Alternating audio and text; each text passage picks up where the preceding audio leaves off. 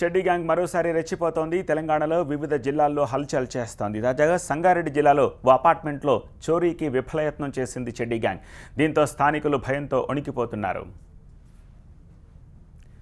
పోతిరెడ్డిపల్లిలోని శ్రీనిలయం అపార్ట్మెంట్లోకి అర్ధరాత్రి ప్రవేశించిన ఈ గ్యాంగ్ దోపిడీకి విఫలయత్నం చేశారు. ఆ దృశ్యాలు అపార్ట్మెంట్లోని సీసీటీవీలో రికార్డ్ అయ్యాయి. శ్రీనిలయం అపార్ట్మెంట్తో పాటు మొత్తం 3 చోట్ల అపార్ట్మెంట్లలో చోరీకి విఫలయత్నం చేసింది గ్యాంగ్.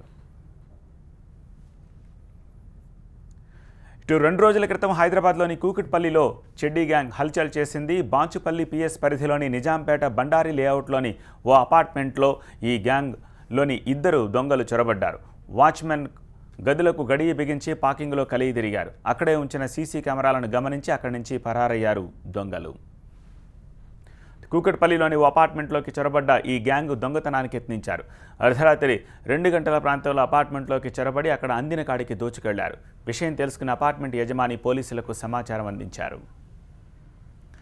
అపార్ట్మెంట్లో ఉన్న సీసీ కెమెరాలను పరిశీలించిన పోలీసులు ఇది చెడ్డీ గ్యాంగ్ పనేనని తేల్చారు. ఓ సీసీ కెమెరాలో 2 గ్యాంగ్ సభ్యుల కదలికలు గమనించినట్లు చెబుతున్నారు. ఈ ఘటనపై కేసు నమోదు చేసుకున్న పోలీసులు దర్యాప్తు చేపట్టారు.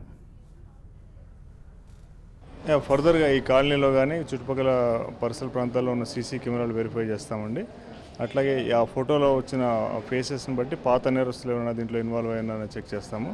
పెట్రోలింగ్ ఇంక్రీజ్ చేస్తామండి. జనరల్గా చెడ్డీ గ్యాంగ్లో అయితే 6 నుంచి 7 మంది వాళ్ళు గ్రూప్గా తిరుగుతూ ఉంటారు. వాళ్ళ చేతిలో ఆయుధాలు కానీ కర్రలు కానీ ఏమైనా కనపడుతూ ఉంటాయి. దీంట్లో ఇప్పుడు ఈ నైట్ అఫెన్స్లో 2 వ్యక్తులు మాత్రమే కనపడుతున్నారు. ఎక్కడైతే లూప్ హోల్స్ ఉన్నాయో కాంపౌండ్ వాళ్ళ యొక్క దానిపైన బార్బుడ్ వైర్ పెట్టుకోవడం కానీ సీసీ కెమెరాలు ఇంక్రీజ్ చేయడం కానీ అది అడ్వైజ్ చేస్తున్నాం. మా వైపు నుంచి కూడా పెట్రోలింగ్. గత 15 రోజులుగా చెడ్డీ గ్యాంగ్ హైదరాబాద్ వాసులను నిద్ర లేకుండా చేస్తోంది. ముఖ్యంగా నగర శివారు ప్రాంతాలను టార్గెట్గా చేసుకుని ఈ ముఠా రెచ్చిపోతోంది. రోజుకో ప్రాంతంలో తిరుగుతూ చోరీలకు తెగబడుతుండడంతో నగర శివార్లలో ఉంటున్న ప్రజలు వణికిపోతున్నారు. రాత్రి టైం పోలీసులు కట్టుదిట్టమైన భద్రత కల్పించాలంటూ డిమాండ్ చేస్తున్నారు స్థానికులు.